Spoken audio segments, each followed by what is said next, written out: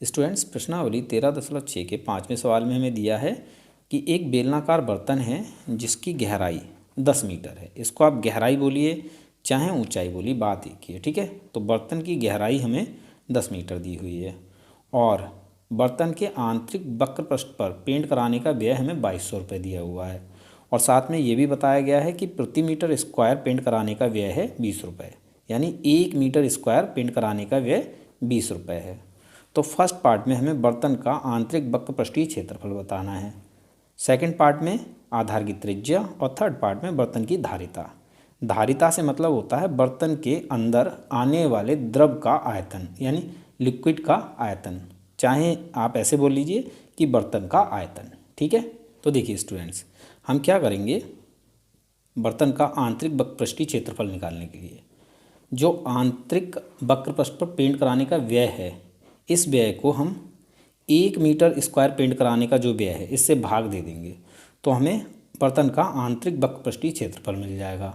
और अगर एक बार हमें आंतरिक वक्र पृष्ठीय क्षेत्रफल मिल जाएगा तो हम आधार की त्रिज्या बहुत आसानी से निकाल लेंगे और अगर हमें त्रिज्या मिल जाएगी तो हम बर्तन का आयतन भी बहुत आसानी से निकाल सकते हैं। ठीक है, तो चलिए सवाल को सॉल्व करते हैं, सारी चीज़ें अच्छे से समझाऊंगा, सवाल आपको समझ में आ जाएगा।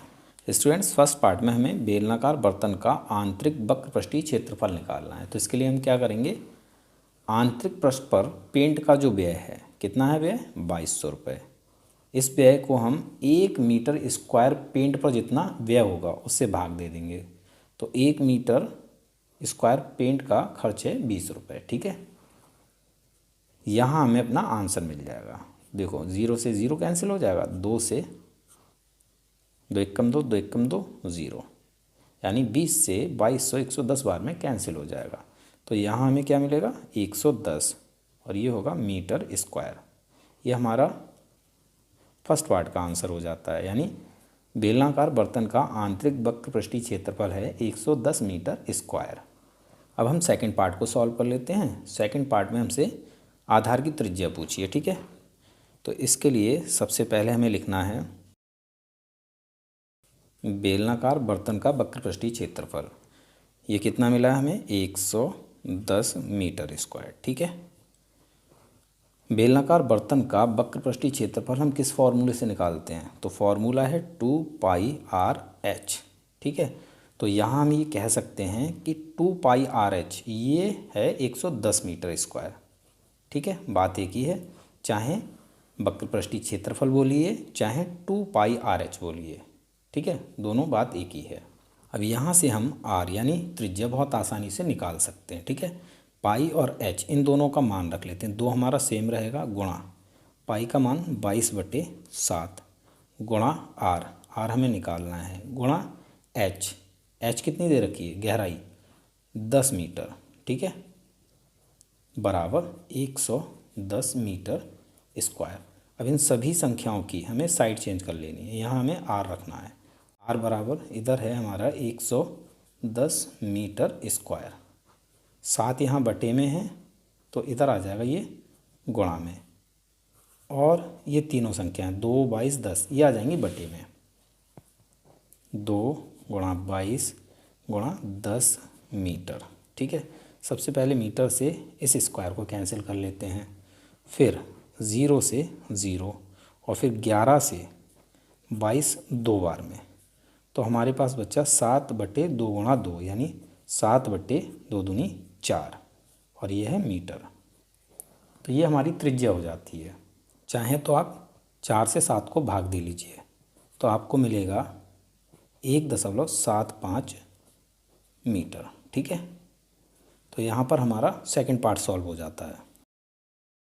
आधार की त्रिज्या 1.75 मीटर, ये हमारा आंसर हो जाता है सेकंड पार्ट के लिए। ठीक है, अब थर्ड पार्ट को सॉल्व कर लेते हैं। तो थर्ड पार्ट में हमसे बर्तन की धारिता पूछी है, तो धारिता निकालने के लिए हमें बर्तन का आयतन निकालना होगा। ठीक है, बेलनाकार बर्तन का आयतन फॉर्मूला πr²h। ठीक है, पाई का मान हमें 22/7 रखना है, गुणा r² हमें मिली है 1.75 मीटर, चाहे 1.75 मीटर बोलो चाहे 7/4 मीटर बोलो, तो हम ये ले लेते हैं। ठीक है ना, थोड़ी सी कैलकुलेशन आसान हो जाएगी। 7/4 आर पर स्क्वायर है तो 2 बार लिखना है 7/4 और गुणा में एच हमारी क्या रहेगी 10। ठीक है, सॉल्व करते हैं। 7 से 7 कैंसिल हो जाएगा और 2 दूनी 4 और फिर 2 से 22 11 बार में, फिर 2 से 10 5 बार में, तो हमें मिलेगा 11 गुणा 7 गुणा 5, 11 सत्ते 77, 77 पंजे हो जाएगा 385 और बटे में 4। ठीक है, 4 से 385 को भाग दे लेंगे तो हमें मिलेगा 4 नेम 36, 4 नेम 36, 2 बचेगा 25 हो जाएगा, 4 छंग 24, 1 बचेगा, दशमलव लगा लेंगे 10 हो जाएगा, 4 दूनी 8, 2 बचेगा, 4 पंजे 20, यानी 4 से 385 को भाग दोगे तो आपको मिलेगा 96.25 और ये होगा घन मीटर। ठीक है ना, मीटर की घात 3। तो ये हो जाता है बर्तन का आयतन, यही हो जाएगी बर्तन की धारिता। बर्तन की धारिता 96.25 घन मीटर, ये हमारा थर्ड पार्ट का आंसर हो जाता है। तो उम्मीद है सवाल आपको समझ में आ गया होगा। मिलते हैं अपने अगले वीडियो क्लास में।